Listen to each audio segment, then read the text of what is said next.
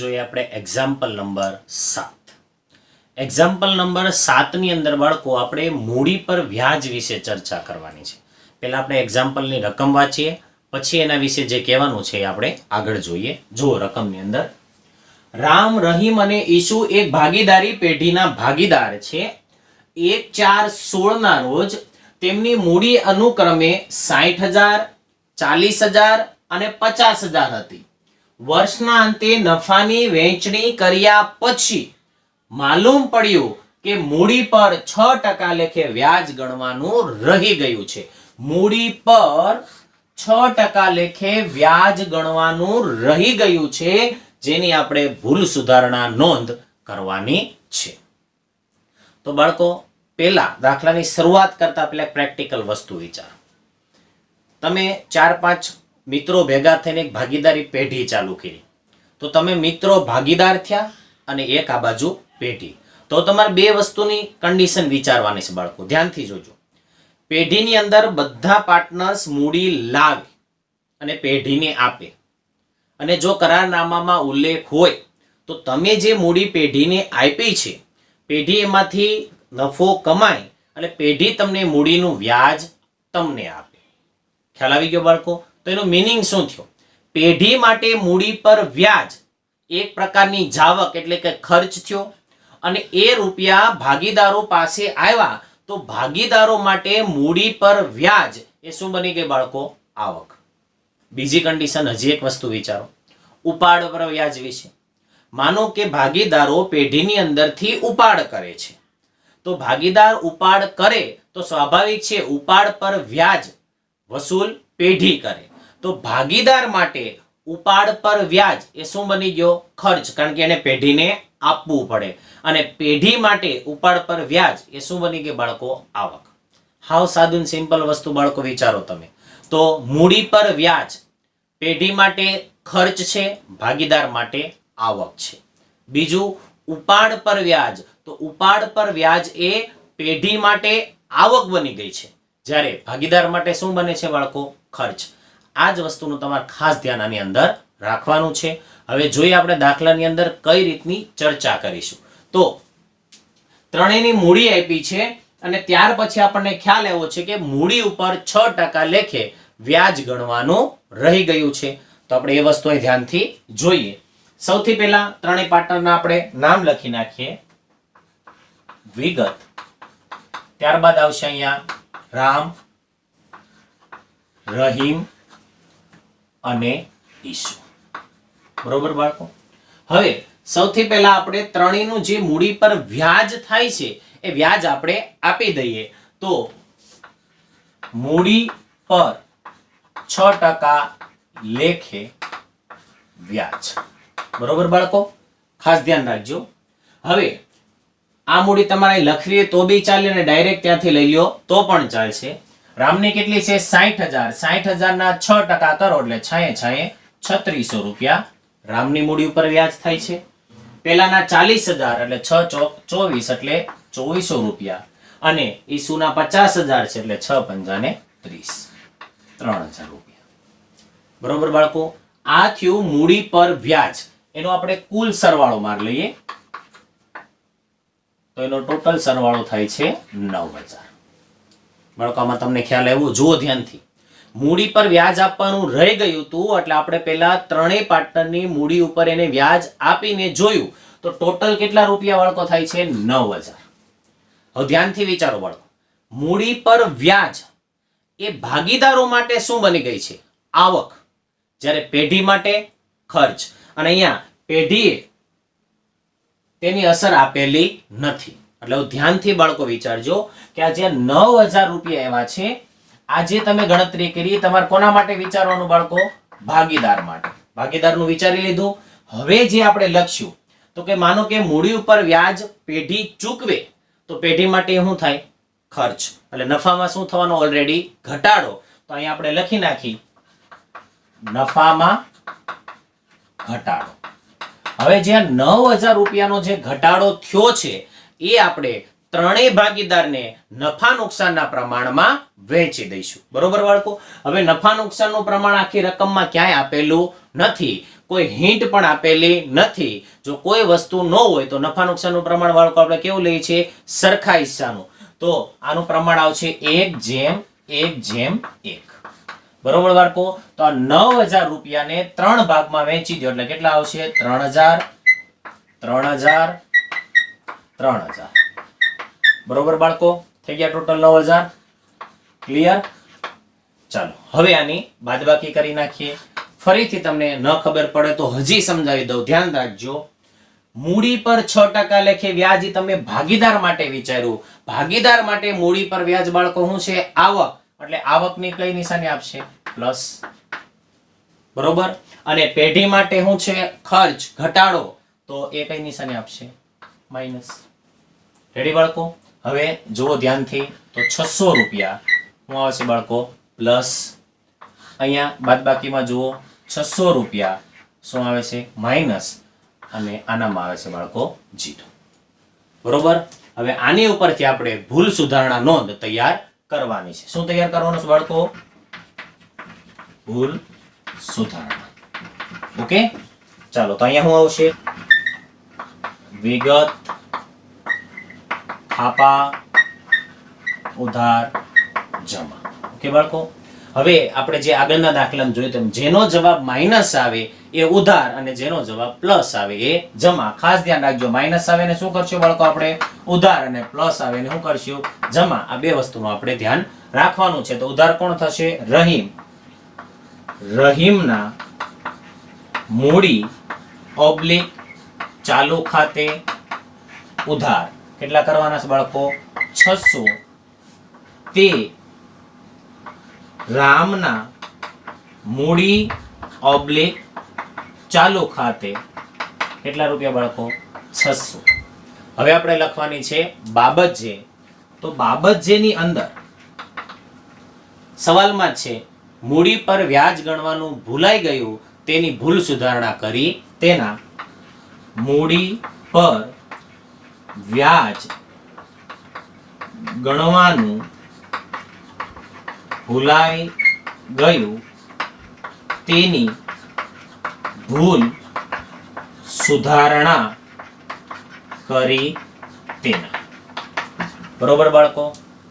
આ તો આપણો એક્ઝામ્પલ નંબર 7. ફરીથી કહી દઉં, મૂડી પર વ્યાજ અને ઉપાડ પર વ્યાજ. તો એક જ વસ્તુ માઇન્ડમાં કન્ડિશનમાં બેસાડી દેજો.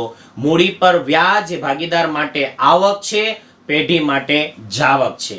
બરોબર? અને ઉપાડ પર વ્યાજ એ ભાગીદાર માટે જાવક એટલે કે ખર્ચ છે, અને પેઢી માટે બાળકો શું બની જાય છે? આવક.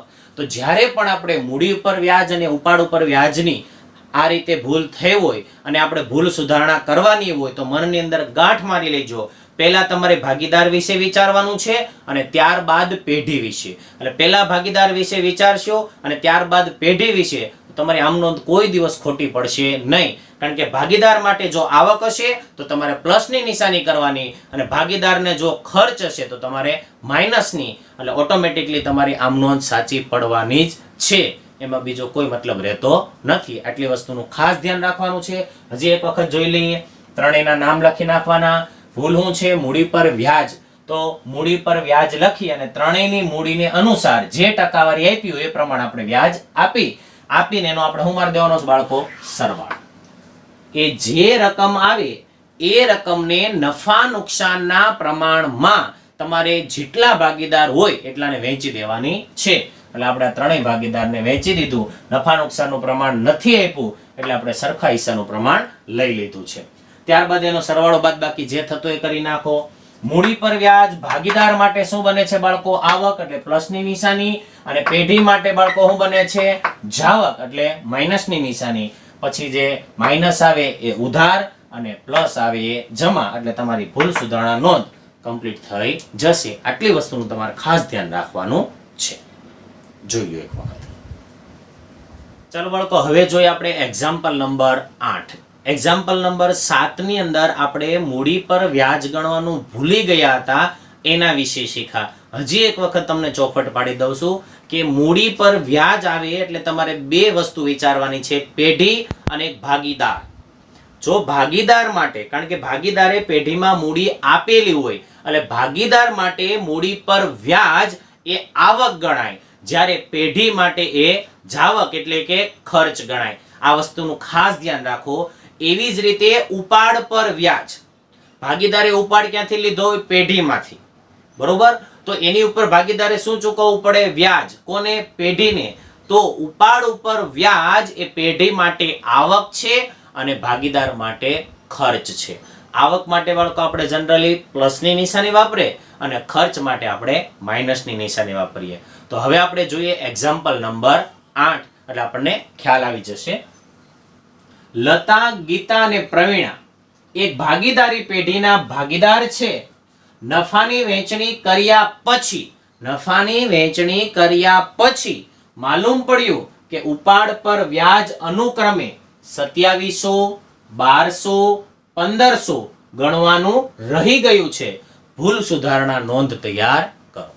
આગળના દાખલાની અંદર બાળકો ત્રણેયની મૂડી આપી હતી અને મૂડી ઉપર તમે વ્યાજની ગણતરી કરી હતી, 6% લેખી, બરોબર છે. જ્યારે અહીંયા આપણને ઓલરેડી વ્યાજ આપી જ દીધું છે, એટલે આપણે એ બાબતે કોઈ ટેન્શન લેવાનું નથી. તો હવે આપણે એની ગણતરી કરી અને ત્યારબાદ આપણે ભૂલ સુધારણાની નોંધ લખીશું. જોઈએ બોર્ડ પર. સૌથી પહેલા આપણે લખી નાખી વિગત, ત્યારબાદ પાર્ટનરના નામ લતા, ગીતા અને પ્રવીણા, બરોબર છે બાળકો. હવે આપણે આગળના દાખલામાં પહેલા કોના વિશે વિચાર્યું હતું? ભાગીદારો વિશે. તો અહીંયા પણ આપણે ભાગીદારો વિશે જ વિચારવાનું છે. તો અહીંયા જોઈએ, પહેલા લખી નાખી ઉપાડ પર વ્યાજ. તો ઉપાડ ઉપર વ્યાજ ત્રણેયનું લઈ લઈએ. તો પહેલાનું વ્યાજ છે બાળકો 2700, બીજાનું 1200 અને ત્રીજાનું 1500. સરવાળો મારીએ એટલે સમથિંગ એનો સરવાળો આપણે કુલમાં મૂકીએ એ થાય છે 5400. બરોબર બાળકો. આ જે રકમ છે એને આપણે હવે ત્રણેય ભાગીદારો વચ્ચે નફા નુકસાનના પ્રમાણમાં વહેંચી દઈશું. ફરીથી કહી દઉં, ઉપાડ પર વ્યાજ આ કોના માટે વિચારવાનું છે બાળકો? તમારા અહીંયા ભાગીદાર માટે. હવે કોના વિશે વિચારશો? પેઢી માટે. તો ઉપાડ પર વ્યાજથી પેઢીને શું થાય? આવક. એટલે સ્વાભાવિક છે એનો નફો વધે, એટલે અહીં આપણે લખશું નફામાં વધારો. બરોબર બાળકો. હવે નફા નુકસાનનું પ્રમાણ આખા દાખલામાં ક્યાંય આપેલું નથી, એટલે આપણે કયું લઈશું? સરખાઈ છે 1:1:1. બરોબર છે બાળકો. આટલી વસ્તુનું તમારે ખાસ ધ્યાન રાખવાનું છે. હવે આ 5400 રૂપિયા ત્રણેય ભાગીદારને તમારે સરખા હિસ્સે વહેંચી દો, એટલે 1800 અને 1800 રૂપિયા આવશે. બરોબર બાળકો. હવે જુઓ નિશાની. ઉપાડ ઉપર વ્યાજ એ ભાગીદાર માટે બાળકો શું ગણાય? તો કે સાહેબ ભાગીદાર માટે શું ગણાય? ખર્ચ. તો ખર્ચ માટે કઈ નિશાની આવશે બાળકો? માઇનસ. રાઈટ છે, બરોબર. અને નફામાં વધારો એટલે કોના માટે? પેઢી માટે. તો પેઢી માટે બાળકો શું બની ગઈ? આવક. 2700 માંથી 1800 કાઢો એટલે 900, પણ એ કેવા આવશે બાળકો? માઇનસ. ખ્યાલ આવે છે? બીજું જુઓ, 1800 માંથી 1200 એટલે 600, પણ કેવા આવશે બાળકો? પ્લસ. 1800 માંથી 1500 કાઢો એટલે કેટલા આવશે? 300, મોટાની નિશાની એટલે કેવા આવશે? પ્લસ. હવે આ ત્રણ રકમ ઉપરથી તમને તેની ભૂલ સુધારણા નોંધ આવડે તો 900 રૂપિયા માઇનસ છે. કોના? લતાના. તો જે માઇનસ હોય એને આપણે બાળકો શું કરશું? ઉધાર. તો ભૂલ સુધારણાની અંદર લખીએ લતાના મૂડી ઓબ્લિક ચાલુ ખાતે ઉધાર. કેટલા રૂપિયા આવશે બાળકો? 900. 600 રૂપિયા પ્લસ છે ગીતાને જમા થશે, તે ગીતાના મૂડી ઓબ્લિક ચાલુ ખાતે. કેટલા રૂપિયા બાળકો જમામાં? 600. તે પ્રવીણાના મૂડી ઓબ્લિક ચાલુ ખાતે. કેટલા રૂપિયા આવશે બાળકો? 300. હવે આપણે લખવાની છે બાળકો બાબત છે. બાબત જે આપણને રકમમાંથી મળશે કે ઉપાડ પર વ્યાજ ગણવાનું ભૂલાઈ ગયું હતું, તેની ભૂલ સુધારણા કરી તેના. ઉપાડ પર વ્યાજ ગણવાનું રહી ગયું હતું તેની ભૂલ સુધારણા. બાળકો ખ્યાલ આવી ગયો? હજી એક વખત જોઈ લો. આ રીતની બે કન્ડિશન આવશે, કા મૂડી પર વ્યાજ ગણવાનું ભૂલાઈ ગયું છે, કા ઉપાડ પર. ત્યારે શું કરવાનું? પેલા ત્રણેય પાર્ટનરના નામ લખી નાખવાના અને જે વ્યાજ આપ્યું એ વ્યાજ લખી નાખવાનું, એનું કુલ ટોટલ મારવાનું, બરોબર છે? અને એ ટોટલને પછી નફા નુકસાનના પ્રમાણમાં આપણે વહેંચી દેવાનું. કયા પ્રમાણમાં બાળકો? નફા કે નુકસાનના પ્રમાણમાં શું કરી દેવાનું? વહેંચી દેવાનું. પણ ખાસ ધ્યાન રાખજો બાળકો, કઈ રીતે? પહેલા હંમેશા ભાગીદાર વિશે વિચારો અને પછી પેઢી વિશે. ભાગીદાર માટે મૂડી પર વ્યાજ એ આવક છે એટલે પ્લસની નિશાની, અને ઉપાડ પર વ્યાજ એ ખર્ચ છે એટલે માઇનસની નિશાની. અથવા તમને એમ થાય કે સાહેબ મારે પહેલા પેઢી વિશે લખવું છે તો પેઢી ઉપર રાખો અને ભાગીદાર વિશે નીચે રાખો, તોય પણ તમારો આન્સર આવશે. એટલે આ બાબતનું ખાસ ધ્યાન રાખજો. આ દાખલો શેનો હતો?